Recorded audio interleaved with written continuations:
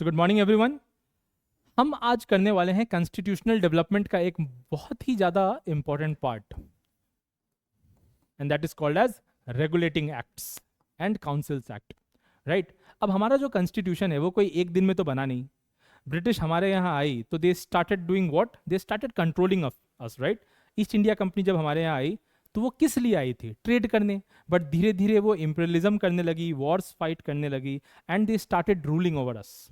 Right, and by the end of 1757 battle of Plassey के बाद सिराजुद्दौला को हरा के उन्होंने इंडियन कॉलोनाइजेशन का नींव रख दिया था। Right, we became a colony of the Britishers. लेकिन ईस्ट इंडिया कंपनी आई थी जब जहांगीर से जब मिला था थॉमस रो, तो उसने क्या कहा था? हम क्या करेंगे? केवल ट्रेड करेंगे। बट वो ट्रेड कर ही नहीं रहा था। तो वो क्या करने लगा? वॉर करने लगा। ब्रिटिश कंपनी जो थी, ब्रिटिश क्राउन मतलब क्वीन एलिजाबेथ, उन्होंने क्या किया? They give monopoly to the East India company कि भैया जाओ इंडिया में राज करो, तुम्हें कोई नहीं रोकेगा, कंप्लीट मोनोपोली तुम्हारा है। ठीक है, इसके बदले तुम्हें क्या लगता है ब्रिटिश क्राउन पैसा नहीं लेता था? British crown east India company से पैसा लेता था। वो क्या करता था?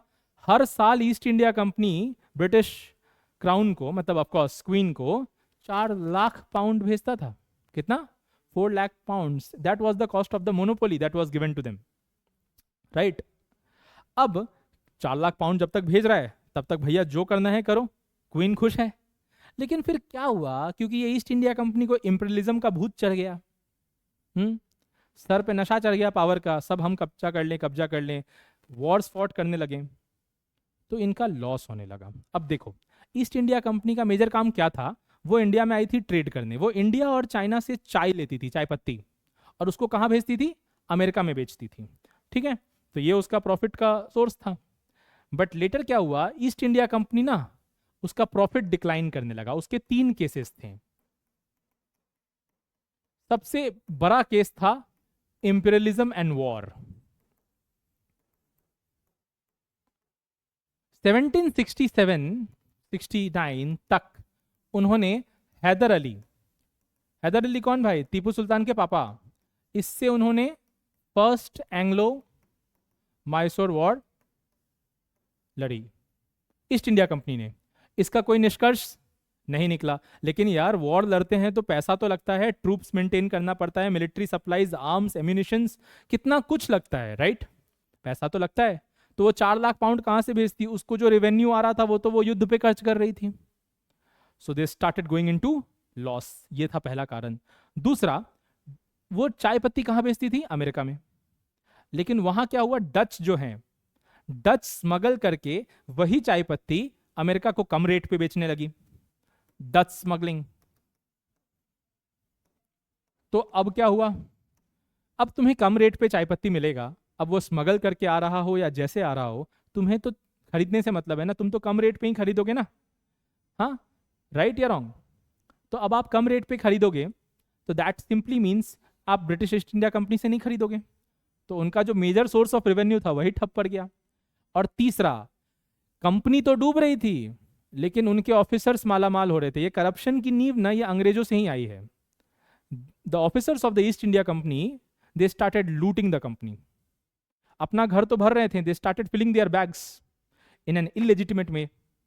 Right, but the company got doomed. तो करप्शन। एक ऐसा टाइम आया कि ईस्ट इंडिया कंपनी जो 4 लाख पाउंड भेजती थी ब्रिटिश क्राउन को, उसे 1 लाख पाउंड का उधार मांगना पड़ गया। सो यू अंडरस्टैंड, वहां पे क्वीन खलबला बैठी, अरे यार ये तो मुझे 4 लाख पाउंड भेजता था, now he is asking me for money. अब करे तो करे क्या, बोले तो बोले क्या? तो फिर क्वीन ने क्या बोला कि we have to make an act. हमें ईस्ट इंडिया कंपनी के एक्टिविटीज को रेगुलेट करना होगा, we have to supervise them, नहीं तो भैया वो लोग तो बर्बाद हो जाएगा। अब वो बर्बाद होंगे तो हम भी वो अपनी सबसे अच्छी कंपनी को डूबते हुए नहीं देख सकती थी। Right, so they started the first ever act, regulating act of 1773। यही रेगुलेटिंग एक्ट ऑफ 1773 धीरे धीरे बदलाव करते करते करते गवर्नमेंट ऑफ इंडिया एक्ट 1935 बना, जिससे हमारे कॉन्स्टिट्यूशन में सबसे मेजर हिस्सा लिया गया है। यही एक्ट धीरे धीरे धीरे धीरे बनते बनते आज जो हम कॉन्स्टिट्यूशन देखते हैं ना, उसमें चेंज हुए हैं। Right, so this was the first act by British crown to regulate the affairs of East India company. इसने क्या किया, आप सबको पता होगा कि ईस्ट इंडिया कंपनी इंडिया में बेसिकली 3 प्रेसिडेंसीज बनाई थी, right? Madras, Bengal and Bombay, right? इन्होंने 3 प्रेसिडेंसीज बनाई थी। इन तीनों प्रेसिडेंसीज को कौन देखता था? Governor, governor, governor. और ये सब रिपोर्ट करते थे सीओडी को, कोर्ट ऑफ डायरेक्टर्स को, सारे अपने affairs, right? Military affairs, revenue affairs, और वो बताती थी किसको? ब्रिटिश क्राउन को। तो रेगुलेटिंग एक्ट ऑफ 1773 ने क्या किया? गवर्नर ऑफ बंगाल को क्या बना दिया? Governor general of Bengal, right? अब गवर्नर जनरल साहब जो थे वो पहले कौन बने? Warren Hastings. उनको बॉम्बे और मद्रास प्रेसिडेंसी वाले उनके जूनियर बन गए, सबऑर्डिनेट बन गए। और बॉम्बे और मद्रास प्रेसिडेंसी के गवर्नर्स किसको रिपोर्ट करते थे? गवर्नर जनरल ऑफ बंगाल को। और governor general of Bengal report करता था कोर्ट ऑफ डायरेक्टर्स को, और कोर्ट ऑफ डायरेक्टर्स रिपोर्ट करता था ब्रिटिश क्राउन को, राइट? तो पहला पॉइंट क्या हुआ? Governor of Bengal was made the governor general of Bengal, lord Warren Hastings became the governor general of Bengal, and the governor of Bombay and Madras presidency were placed subordinate to the governor general of Bengal. चौथा, governor general council बनाया गया। जैसे अपना cabinet system होता है ना, वैसे एक गवर्नर जनरल काउंसिल बनाया गया। उसमें कितने लोग थे? 4 लोग थे। अच्छा, गवर्नर जनरल काउंसिल के कुछ भी रूल पे अगर आपको अपील करना हो तो आप किसको करोगे? ब्रिटिश क्राउन को करोगे। That was a provision that was given in the Regulating Act 1773.